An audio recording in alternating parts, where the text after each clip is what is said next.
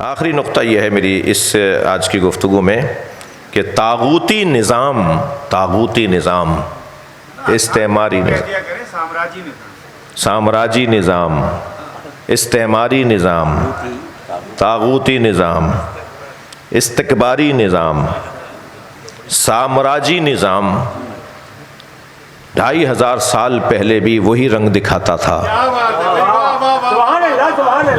جو آج رنگ دکھا رہا ہے۔ اس لیے کہ مادیات میں تبدیلی فرق آتا ہے، انسان نہیں بدلتا۔ کبھی غور کیا یہ قرآن مجید 1400 سال بعد بھی تازہ اور نیا کیوں ہے؟ یہ 1400 سال کے بعد بھی ایسا لگ رہا ہے جیسے آج ہی آیات نازل ہوئی ہیں۔ کیوں؟ اس لیے کہ قرآن فارمولوں کی کتاب ہے۔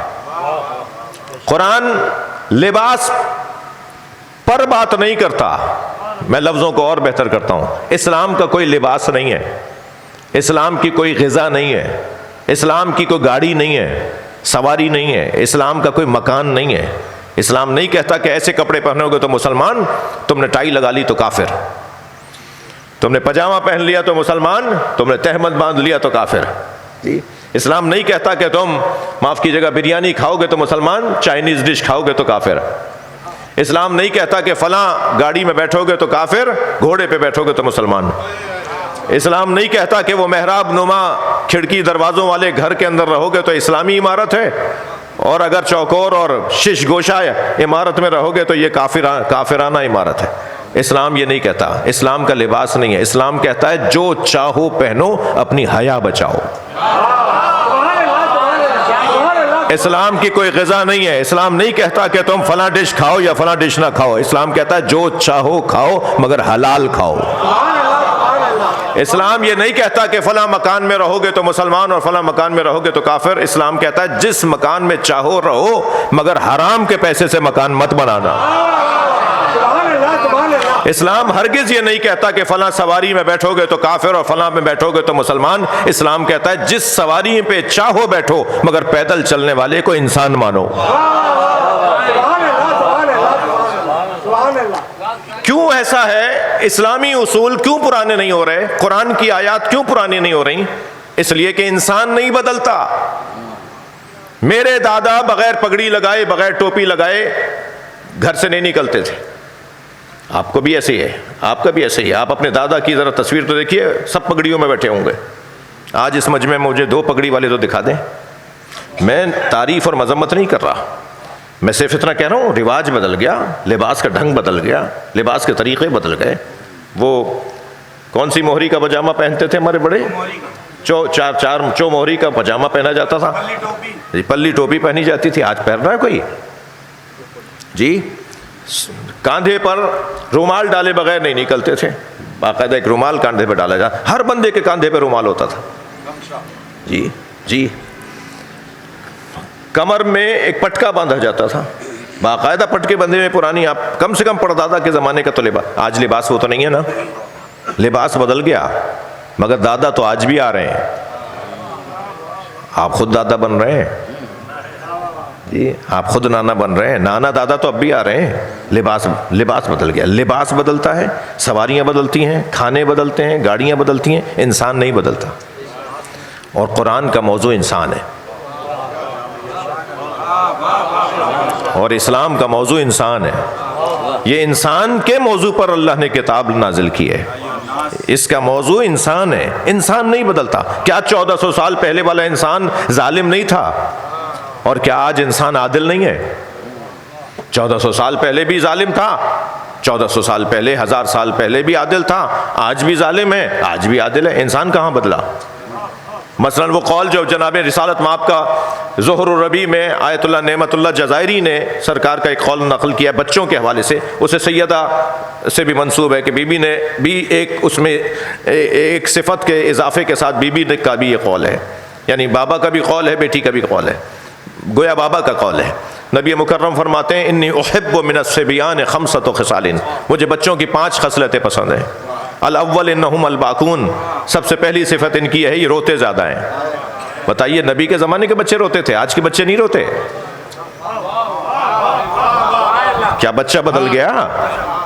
جی فرماتے ہیں الثانی لا یدخرون لغد، دوسری صفت ان کی یہ مجھے اچھی لگتی ہے، یہ آج کا کام کل پہ نہیں چھوڑتے. مجھے ابھی چاہیے، آج ہی چاہیے، یہی چاہیے، آج ہی لے کے جائیں. کیا کل کا بچہ ایسا کرتا تھا؟ آج کا بچہ ایسا نہیں کرتا.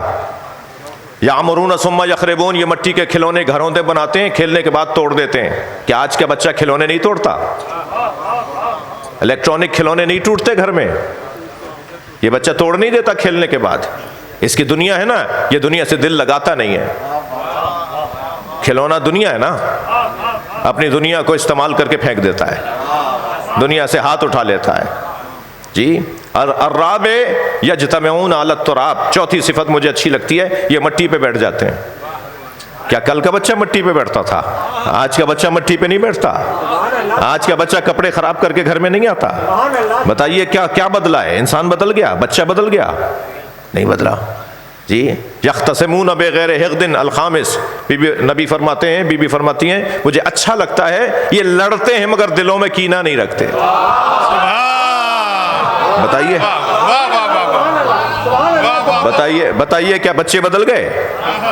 بچے نہیں بدلے، عورتیں نہیں. بھائی 1400 سال پہلے جو حضرت یوسف کے ساتھ ہوا، زلیخا نے کیا، کیا آج گھروں میں نہیں ہو رہا؟ آج ہمارے معاشرے میں، ماحول میں نہیں ہو رہا وہی باتیں؟ تو پھر انسان کہاں بدلا؟ انسان کہاں بدلا؟ وسائل بدلے ہیں، مادیات بدلی ہیں، طریقے بدلیں، اوزار بدلیں. کل کا انسان مارنے کے لیے تیر استعمال کرتا تھا، آج کا انسان کیمیکل بم استعمال کرتا ہے. آج کے مارنے کا انداز اور کل کے مارنے کا انداز کچھ اور تھا، مگر مار تو آج بھی رہا ہے. قرآن کی سوشل سائنس آپ نے بیان کر دیا. جی یہ انسان کے موضوع پر لکھی گئی کتاب ہے. لہذا آپ دیکھیے طاغوتی استعماری سامراجی نظام میں توجہ چاہوں گا. سامراجی نظام جو آج سے ہزاروں سال پہلے تھا، جس کے بارے میں سورہ یوسف میں ہمیں رہنمائی ملتی ہے اور آگاہی ملتی ہے، وہ سامراجی نظام کیا آج نہیں ہے؟ سامراجی نظام شاید وسائل بہتر ہو جانے کی وجہ سے اور شدید ہو گیا ہے. ایسا یہ فرق ہے، وسائل بڑھ جانے کی وجہ سے، سامراج کے پاس وسائل بڑھ جانے کی وجہ سے آج اور ظلم بڑھ گیا ہے، آج ریاستی جبر اور بڑھ گیا ہے. میں پوری دنیا، جی پوری دنیا، 6 ماہ کے بچے کو جی نہیں، عوام نہیں، نظام کی بات کر رہا ہوں، حکومتوں کی بات کر رہا ہوں، ریاستوں کی بات کر رہا ہوں، پوری دنیا کے ریاستی نظام کی بات کر رہا ہوں. کیا ہو رہا ہے؟ طاغوتی اور سامراجی نظام میں معصوم مظلوم تر ہوتا چلا جاتا ہے، غریب تر ہوتا چلا جاتا ہے، پریشان حال تر ہوتا چلا جاتا ہے.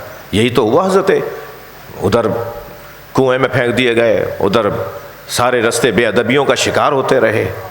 جی جب تک مصر پہنچے کیا کیا ہوا حضرت یوسف کے ساتھ رستے میں، سب ہم بیان کر چکے ہیں پچھلی آیات میں. اور پھر جب حضرت یوسف کو دربار میں، بازار میں بیچا گیا، بیچا جانا، نبی کو بیچا جائے گا. اچھا نبی بیچے جاتے ہیں؟ ہاں بھائی، یہ حضرت انسان اتنا خطرناک ہے، یہ قرآن بیچتا ہے، یہ حدیثیں بیچتا ہے، یہ محراب بیچتا ہے، یہ ممبر بیچتا ہے، یہ اللہ کی آیتیں بیچتا ہے، یہ اللہ کا دین بیچتا ہے، یہ اقدار بیچتا ہے، یہ تہذیب بیچ دیتا ہے، یہ اپنے آپ کو بیچ دیتا ہے. یہ بہت خطرناک ہے. اگر یہ کنٹرول نہ ہو انبیاء کرام کی تعلیمات اور ائمہ اہل بیت کی تعلیمات کی روشنی میں، اگر اس کو تذکر نہ دیا جائے، اسے ہوشیار نہ کیا جائے، اس کو بار بار یاد نہ کروایا جائے، ذکر کا جو قاعدہ قرآن نے دیا ہے نا، ذکر ان الذکر تنفع المؤمنین، بار بار دہراؤ، بار بار دہرانے سے مومنین کو فائدہ ہوگا. یہ جو ہم تذکر لے رہے ہیں قرآن سے، یہ جو آج ہم قرآن کے دسترخوان پہ بیٹھے ہوئے ہیں، جو ہم قرآن کے بارگاہ میں حاضر ہوئے ہیں، قرآن آپ کے سامنے نہیں پڑھا جا رہا، آپ کو قرآن کے سامنے، مجھے قرآن کے سامنے حاضر کیا جا رہا ہے. میں اہل علم تشریف فرمائے، مجھ جیسے خطیب کبھی عجلت میں اور روا روی میں کہہ دیتے ہیں میں قرآن کی آیت پیش کرتا ہوں. بھائی یہ مجمع نہ اس قابل ہے کہ جس کے آگے قرآن کی آیت پیش کی جائے. جس کے آگے قرآن پیش کیا گیا اسے محمد مصطفیٰ کہتے ہیں.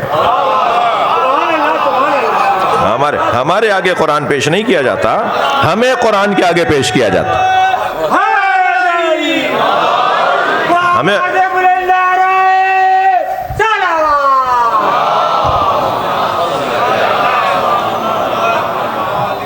مجھے معاف کیجیے گا، میں نے آپ کے سر میں درد کیا اور 10 دن تک آپ کو تکلیف دی. آپ تشریف لائے، اس کا ممنون ہوں. اللہ آپ کی توفیقات میں اور آپ کے توسط سے میری توفیقات میں اضافہ فرمائے.